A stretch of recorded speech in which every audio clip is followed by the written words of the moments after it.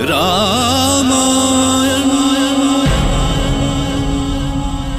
मैं काल हूं। जनक नंदिनी के स्वयंवर की घटनाएं भला मैं कैसे भूल सकता हूं। राजा जनक की निराशा और जानकी की आंखों में आंसू देखकर सभी उदास हो गए थे। जनक नंदिनी को बार बार माता पार्वती की वाणी याद आ रही थी। उनके मन में कहीं आशा की एक लौ थी जो उनसे कह रही थी कि मां पार्वती का आशीर्वाद कभी झूठा नहीं हो सकता। तभी निराशा में डूब चुके मंडप में विश्वामित्र आशा की किरण बनकर आगे आए। आपकी आंखों में आंसू शोभा नहीं देते महाराज जनक। आपने तो सदा अपनी प्रजा के आंसू पोंछे हैं, फिर आज आप ही अपना धीरज खो रहे हैं। मैं जानता हूं ऋषिवर कि आंसू महाराज को शोभा नहीं देते, पर इस समय मैं महाराज नहीं, सिर्फ एक बेटी का बाप हूं। कहां मैंने सोचा था कि सीता का विवाह संसार के सबसे योग्य वर से होगा, संसार के सबसे बड़े वीर के साथ। किंतु आज समझ में आया कि मैंने ऐसी प्रतिज्ञा की थी जो कभी पूरी नहीं हो सकती, कभी पूरी नहीं हो सकती महर्षि, कभी नहीं महाराज, आपकी पुत्री का विवाह होगा, अवश्य होगा ये विवाह। सभी राजाओं का साहस टूट जाने के बाद अब कौन सी आशा शेष है ऋषिवर? अब कौन सा वीर शेष है धरती पर? शेष है राजन, शेष है।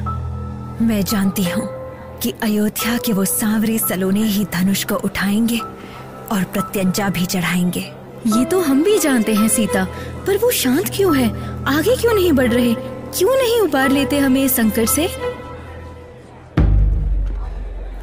ऐसे स्वयंवर का क्या अर्थ है? ये हमारे साथ धोखा है। ऐसा असंभव स्वयंवर रखकर हमारा अपमान किया गया है। नहीं, हम अब और नहीं सहेंगे। नहीं सहेंगे ये अपमान। भैया, ऐसा लग रहा है जैसे यहाँ आए राजा जानकी को पाने के लिए आक्रमण कर देंगे। हाँ, निराशा और अपमान से भरे हुए राजा और राजकुमार कुछ भी कर सकते हैं लक्ष्मण। ऐसा नहीं होना चाहिए भैया। अब वो देखिए। चिंता मत करो लक्ष्मण, गुरुदेव उचित समय पर हमें आदेश देंगे। समय आ चुका है भैया, आप मुझे आदेश दें। मैं इन राजाओं का आक्रोश पल भर में शांत कर दूंगा। नहीं लक्ष्मण, शांति से बैठो, गुरुदेव आ रहे हैं। बाहुबल से नहीं तो शस्त्र के बल पर निर्णय होगा। यदि तुम्हें अपने शस्त्र पर इतना ही गर्व है तो सामने आओ, हम युद्ध करेंगे। शांत हो जाएं, सभी शांत हो जाएं। जानकी को युद्ध से जीतने का अनुचित प्रयास ना करें। ये धरती अभी वीरों से खाली नहीं हुई है। देखिए, अयोध्या नरेश महाराज दशरथ के पुत्र रघुनंदन राम यज्ञ मंडप की ओर बढ़ रहे हैं।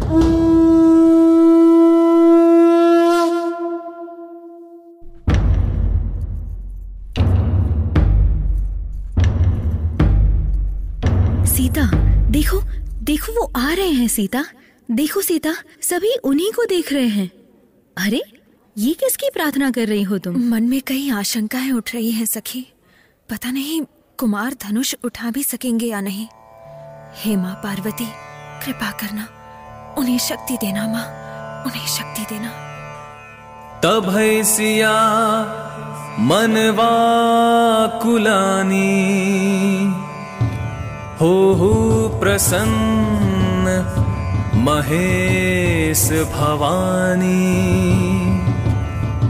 करहु सफल अपनी सेवकाई, करिहि तुहरहु धनुष गरुआई।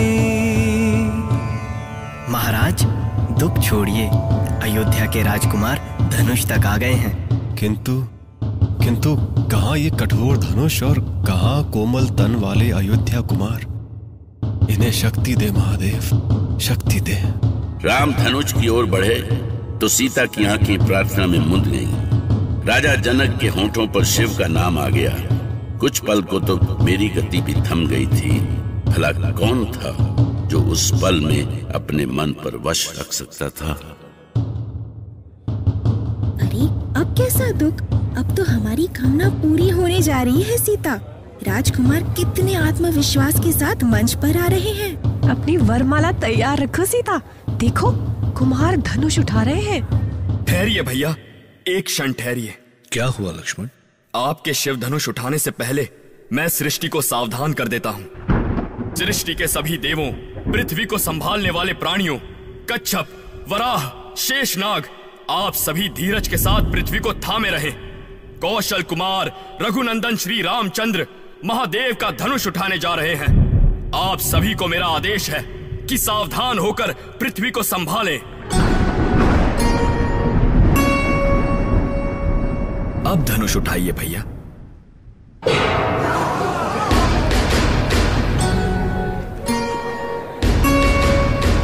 हे ईश्वर, इन्होंने तो ऐसे धनुष उठा लिया, ऐसे जैसे कोई पुष्पलता हो। देखो सीता, वो तो प्रत्यंचा भी चढ़ा रहे हैं। कितना बल है उनकी भुजाओं में। लग रहा है जैसे विशाल सागर की शक्ति भी इन भुजाओं के सामने कुछ नहीं।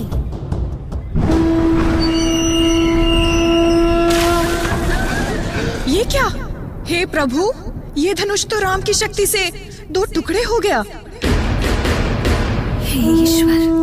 दशरथ नंदन श्री राम की, दशरथ नंदन श्री राम की, दशरथ नंदन श्री राम की।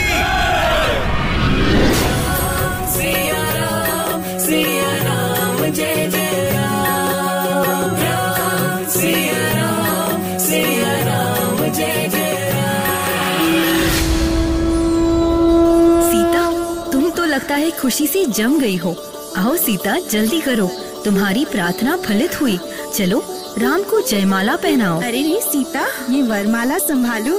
हे ईश्वर, क्या हो गया है इसे? हाँ, ऐसे। धन्य हो ईश्वर, धन्य हो।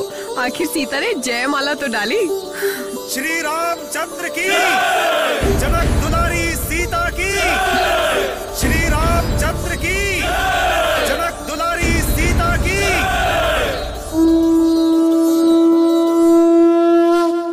इस धनुष यज्ञ में आने वाले सभी वीरों, राजाओं, राजकुमारों, हम मिथिलापुरी नरेश जनक आप सभी को हृदय से धन्यवाद देते हैं कि आप सब ने हमारे आयोजन को सार्थक बनाया।